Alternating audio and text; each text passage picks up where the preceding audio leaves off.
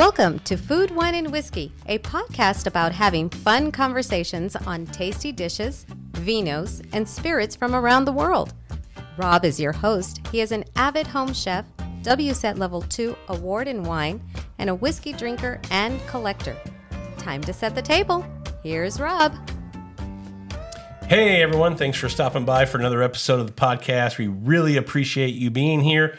If you're first time to one of our episodes, thank you so much. If you wouldn't mind leaving us a like and a review, really greatly appreciate it. We should be published anywhere you listen to your podcast, and a review really helps the show a bunch, and we really appreciate it a bunch.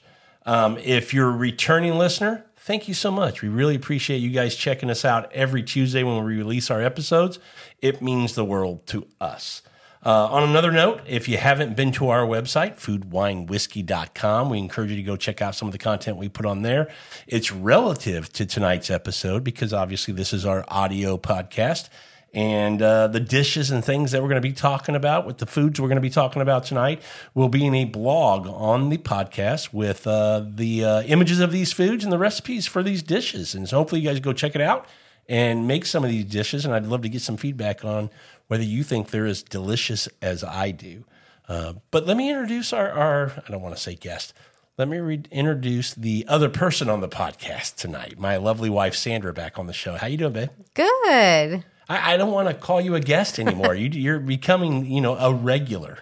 And so I love having you on, and this is a topic that I think you need to be involved in because the dishes that have been made and enjoyed are kind of 3 out of the 5 come from you.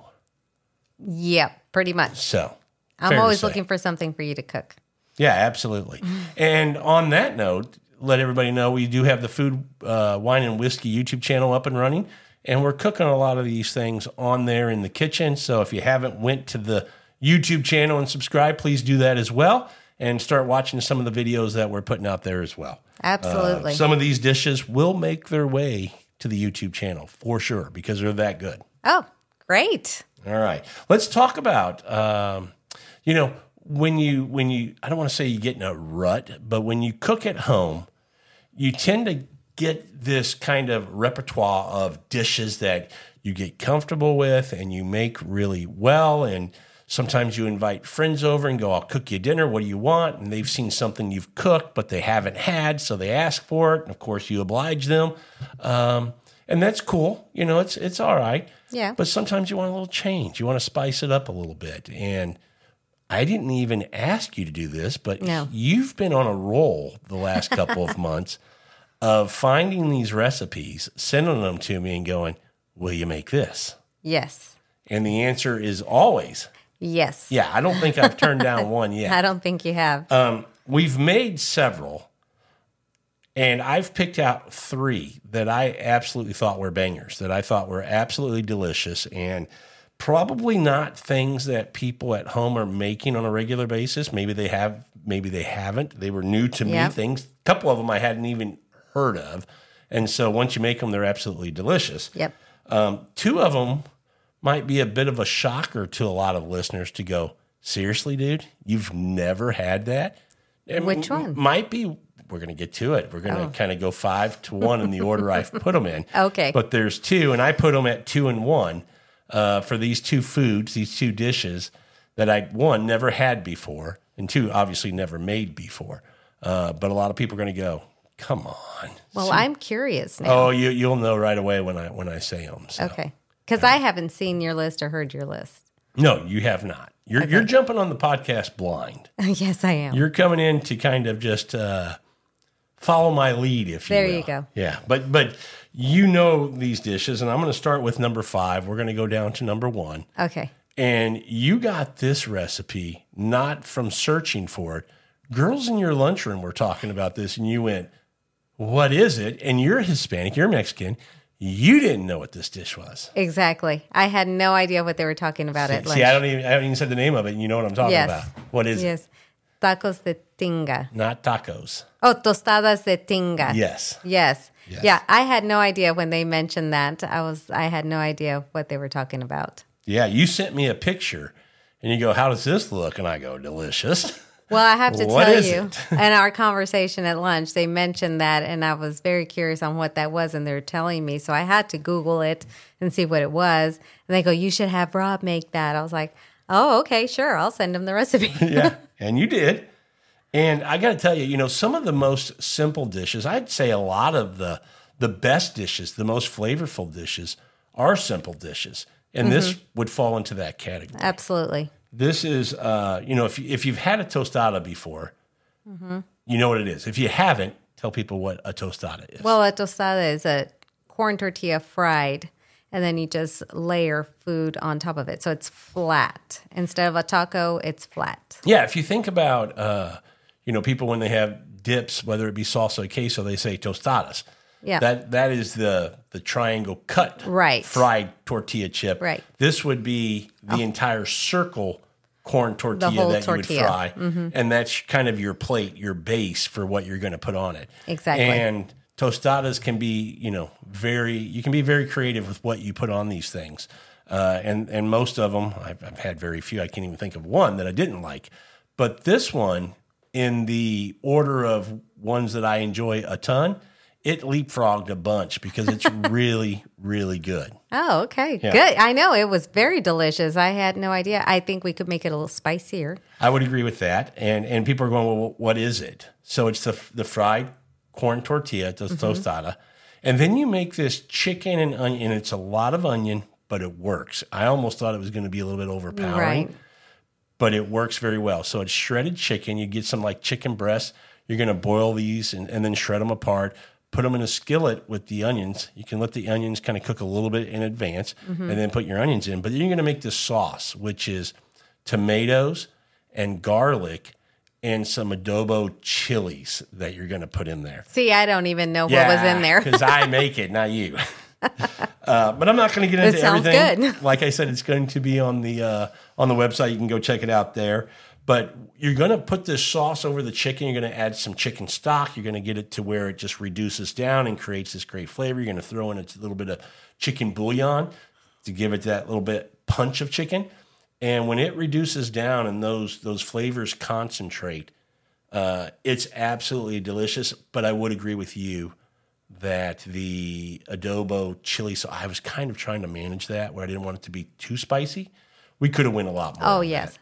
We could. Yeah. I don't know if a lot of other people but we could. I would say out of the small cans that you get, I used probably a third, and we could have used a lot more just to give people a reference of how much, and we thought it was still not very hot. Right. I think my sister would have been perfect with this because she doesn't like spicy. I think you're probably right. But we could have used more. So once you get that chicken kind of cooked down in that sauce after you put the broth in, reduces, and you've got this nice adobo sauce with this chicken and onion in there, then you take your tostada, you put that chicken and onion on top of it, you put some shredded lettuce on top of that, and you put some, not cojita cheese. Yes, cojita cheese on top of that with some Mexican sour cream. Oh. And that's your dish. It was so good. I always get confused with cojita and queso fresco. I know. Yeah, but this one's cojita cheese. Okay. Yeah, And that was so good. so good. And our son was here that night,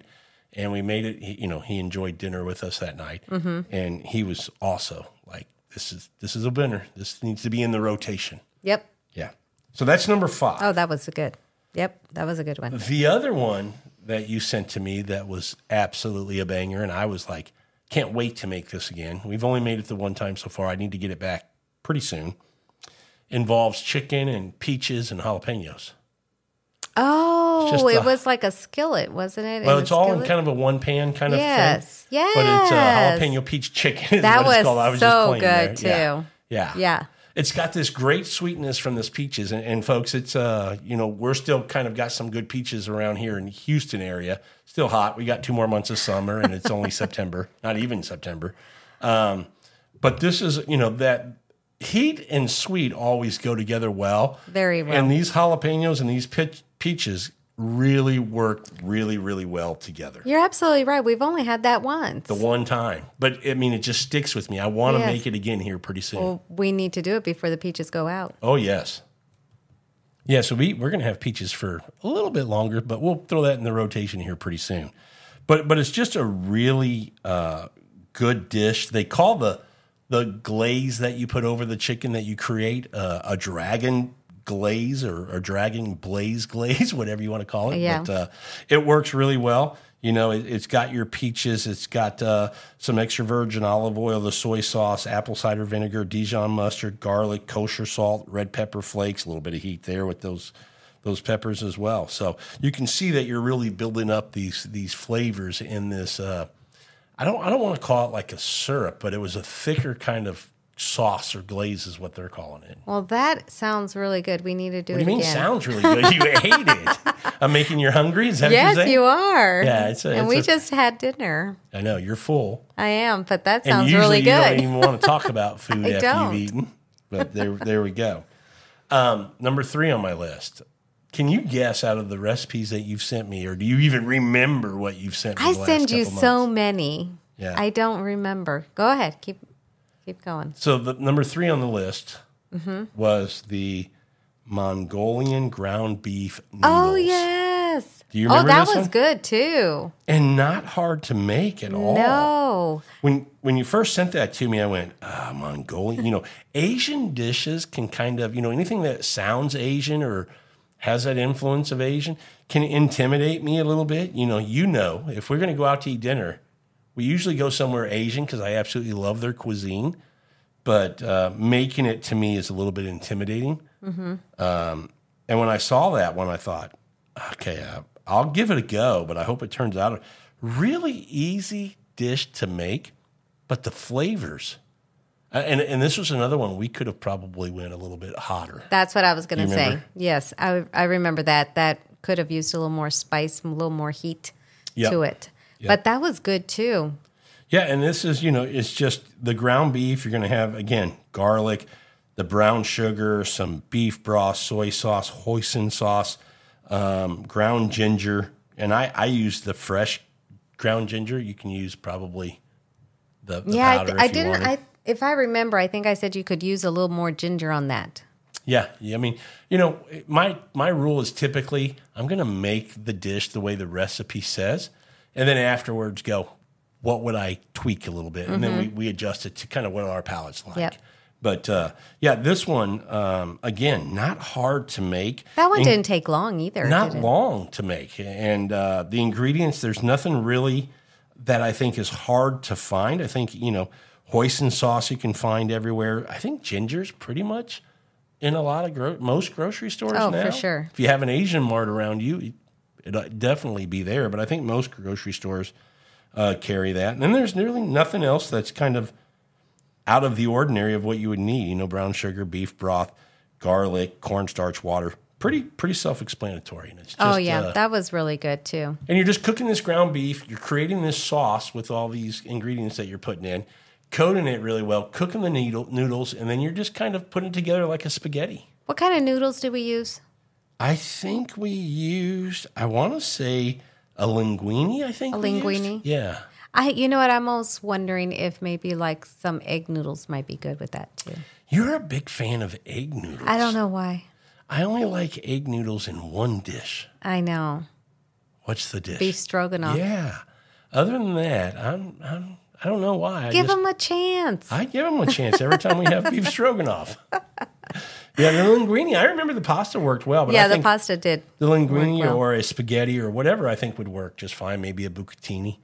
I think any of that might be a little too thick, but I think that would be too thick. Yeah, I think just you need a really thin. A spaghetti or a linguine I think worked well. The linguine I thought worked really well for us. Yep, and it was good. Oh, again, made it that one time. But I made an impression.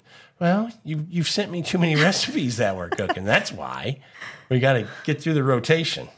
All right, now we're getting to the two that I'm almost embarrassed to talk about. Oh, no. Do you have any guess what it might be of what we've made recently? Let me see of what we've made recently. So I'll give okay, hang on. Let me see. Is it what is that, patty melt? Okay, patty melt is in the bottom two. Yeah, the top two, however you want to look at it. Okay. So let's talk about that first. Okay. I've never had a patty melt. Yeah, I've never had... I haven't had a patty melt. I mean, I've always heard about a patty melt, but if you listen to the show ever, you know that growing up, very picky eater, and I would see patty melts on menus, but I know that they had onions on them. Is that what makes it a patty melt? Caramel? No, it's a combination of things that make it a patty melt. Okay. But the onions would throw me off back in the day when I was younger. Mm-hmm. Then I got to a point where, love caramelized onions, but for whatever reason, never went back and said, hey, I need to try a patty melt. We would make, hamburgers or smash burgers and put caramelized onions. We would put caramelized onions on some of our pizzas, but I've never went back and made a patty melt. And watching some YouTube cooking shows, some flat top shows. Recently, I saw the Hungry Hussy and the Flat Top King making patty melts. And I went, that looks really good. And I've never had one.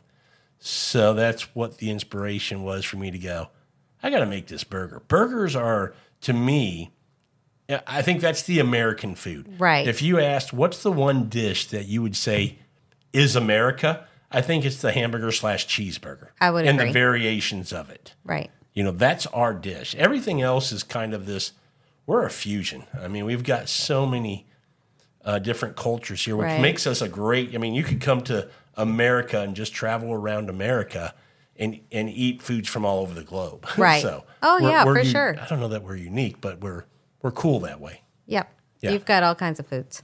So patty melt it's a dish that was actually invented in a coffee shop in L.A. between 1930 and 1959. That's a big window, like almost 30 years. They don't even know when, by this guy. So he was playing around with it.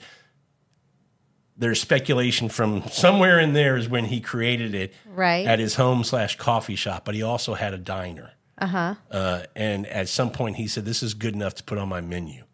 And he wanted another option to the cheeseburger, the classic cheeseburger with a hamburger bun.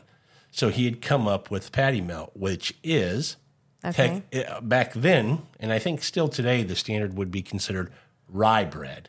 Okay. Although most of the patty melts I see being made today, even at restaurants, are like a Texas toast, a thicker bread. Right. Kind That's of how toast. I picture a patty melt. Yeah, but the original was supposedly rye bread. I wonder why. Was it heartier or something? I don't know. I don't know. And then it was making this Thousand Island type dressing, caramelized onions, Swiss cheese, your burger, and it's a beautiful thing. It really is. Yeah. It really is. I'm not a big cheeseburger person. Yeah. But I didn't mind it. I didn't mind the cheese on this patty melt. Yeah. The only thing for me... You're a hamburger person, just to be clear. People are hearing you going, you don't like hamburgers? It's not that you don't like hamburgers. You like hamburgers. You're not a cheeseburger. You don't want cheese on your burger. Correct. Which is weird because you love cheese. I love cheese, but I just don't want it on my burger. Don't ask me why. I don't know. Okay. Fair enough. But yeah, that was really good. The only thing I thought it was a little too thick, but other than that, delicious. That's what she said. Sorry. Oh my. Couldn't resist. Don't you love that button? No. Hey, let's let everybody know when you say it, it's always so funny. When I say it, it's so bad. Why is that? I don't know. Come on, that was pretty funny. That was good timing right there. Yes, it was. Yeah. Oh my. So obviously, in the world of cooking, or at least backyard cooking, the flat top, I mean, for the last few years, it's been on a roll as far as sales and people cooking on it. Yes. And listen, no gripes from me. We've had one for over a decade, and we absolutely love the flat top. And then we love doing burgers on them. And I've been on this kick of smash burgers lately. I think everybody has. It's really been kind of the craze in the burger scene. That and the other one we haven't tried yet is the Oklahoma burger, which is the smash burger with the onions shaved all over the top, and then you smash them on the grill and they caramelize. Anyway, we'll get into that another time. Okay. But burgers are something that's always fun to hang out or play around with on the grill. And smash burgers has been something I've been enjoying. And then I saw this patty melt and I went, got to try it. And so we did. It's delicious. Yes. It's absolutely delicious and it works. But I will agree with you. The patty I made, too thick. Don't do it. Oh, So I think the play here, this is the way I would build the patty melt next time. I would get my Swiss cheese sliced at the deli, thinner than normal because I'm going 3 slices. So I'm going 2 pieces of Texas toast, toasted on both sides. yes. Then I'm putting my sauce on, and then 1 piece of cheese, and then I'm putting a burger patty, caramelized onions, another piece of cheese, that next second smash burger, another piece of cheese, and the last piece of toast on top. You could go more sauce on the top if you want, but I like to kind of manage the sauce, and if you want more, you can kind of dip Add it on it. later. You don't want to overdo it with the sauce to start. Well, you had me lost Because of the cheese. At 3 cheeses. Yeah, but again, I'm going to slice them real thin so it doesn't feel like the cheese is overwhelming. I'm going to manage the cheese, but the cheese is necessary to hold this sandwich together. You know, you got to keep the onions from moving. You don't want the burgers to be sliding out with the sauce. You never want the sauce to make the meat slide out. Oh, don't do it. Okay. Yeah, well, You're going to try it. I'll try it. Okay. I will try it. Yeah. We'll see what you think on the next go round. I'm excited to do this burger again because I felt like it was a success. But again, the patty, I didn't like the way I made it. And I will tell you, it's key when you're making Texas toast. You know, you don't want to make a round burger. You want the burger to fill up the entire space of the bread. So you kind of got to shape your meat to the shape of the bread. And I would say, you know, because like getting into a cold pool, it always shrinks on the grill. Yeah. And so you definitely want to make sure it's a little bit bigger than your bread. I'd go at least a ½ inch. And then, you know, it's going to shrink down. See there, now I would have pushed the button. Yeah, see? And I didn't because I thought you were done with it. But yeah, that's the key, and I'll definitely make those better. You know, I think a smash burger is going to work better. I won't probably worry so much about the shape because what I'll do there is make it a little bit bigger when I smash it. It's just going to fan out to be big enough for that toast. Can you make it square? Not in a smash burger. I don't think you could. Maybe I don't know how you would do that. Maybe you could form it as a square and then try to smash it out. But my smasher thing is round, so I don't know if it would. I don't know. We'll play around with it and see. Okay. What you just said. So, smash burger coming up again pretty soon. Okay. The last thing on the list is a dish that every time we go out to brunch, our daughter, if it's on the menu, she loves. I've always said when offered to buy it or anything, I don't want it. It doesn't work. Why would anybody eat that together? Doesn't make sense. And a couple of weeks ago, we have this thing now where our daughter doesn't live with us anymore. So on Sundays, we like to have her come over for brunch. And I cooked something, and I said, Sandra, why don't I make Ashley's favorite dish? I've never had it. Let's make it for her here at home. Yep. And it is? Chicken and waffles. Chicken and waffles. Delicious. I'll eat crow. Yes, you will. I've been wrong for a long time. I don't have an ego. When I'm wrong, I can admit it. And this is a time that I was absolutely wrong. Oh, my gosh. That was so good. You did the chicken, you soaked them overnight, didn't you? Put them in buttermilk. What I didn't do that I think I would do next time is season the buttermilk. Put some paprika, some smoked paprika, maybe a little cayenne, get a little heat in there. I think, again, we talked about heat and sweet earlier. I think a little bit of heat in that marinade with the buttermilk would be good in the chicken when you get that syrup on there. So I think that could play well together. Absolutely. Yeah, but we did that overnight, 24 hours, letting that marinate with the buttermilk to kind of break down that chicken and penetrate it with some good flavor. And then I did, your standard flour right. Batter and fried it up. Now, what I did use was on this particular serving of this, I used boneless, skinless chicken thighs, which were fine. They worked very well. But I think there's other options for chicken, specifically the chicken tender, that I think would work probably better with chicken and waffles. I might be wrong. What I don't think I would ever do that I have seen some people do, I think, is bone-in chicken. I don't think I would ever want bone-in chicken. Oh, no. Haven't I seen that? I should hope not. Well, I don't know, but I don't think a bone-in would. That, but I wouldn't want that. I wouldn't want that either. I think you want knife and fork for this so that you can pair up that chicken with that waffle and that syrup. And by the way, that bite works. It's not delicious. Two separate bites. You put them together. Yes. Yes. Delicious. And let's let the listeners know where I also made you nervous, because you're a Aunt Jemima box kind of pancake waffle lady. Well, that's and because... I said, not on my watch, woman. That is only because that's what I know, and it's easy and quick, and I don't have to look up a recipe. You already know. Oh, my gosh. It's already what I know. Yeah. And but it's fine. I've been wanting to do something new because I don't feel my waffles come out as big and fluffy.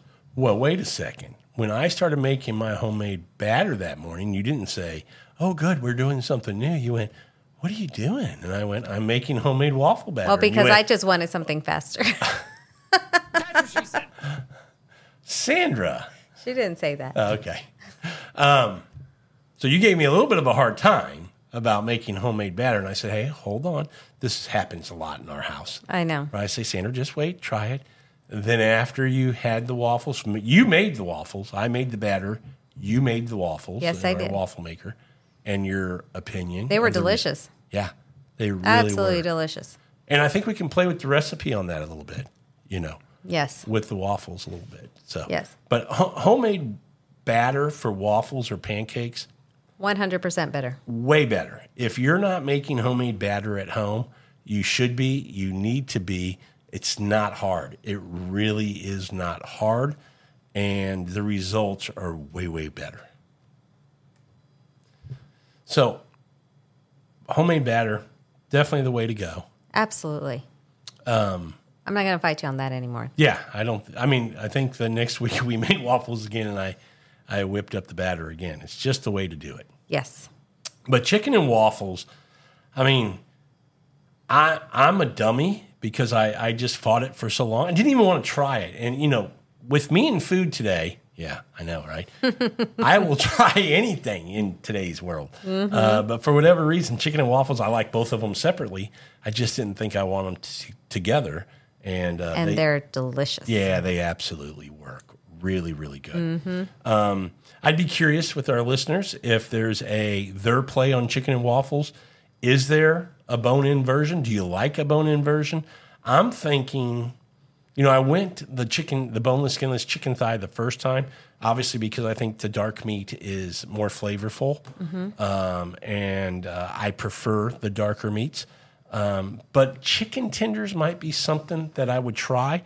I don't know if I would use the breast meat. I don't know how I would do that. I'd probably use the breast meat. I think a breast meat would be really good. Yeah, or I think you can buy them already cut as tenders and just marinate those and do it that way. I just think putting 3 or 4 or 5 pieces, when we plated this, I put mine chicken to the side and my waffle and then just put syrup on my waffle and drizzled a little bit on my chicken.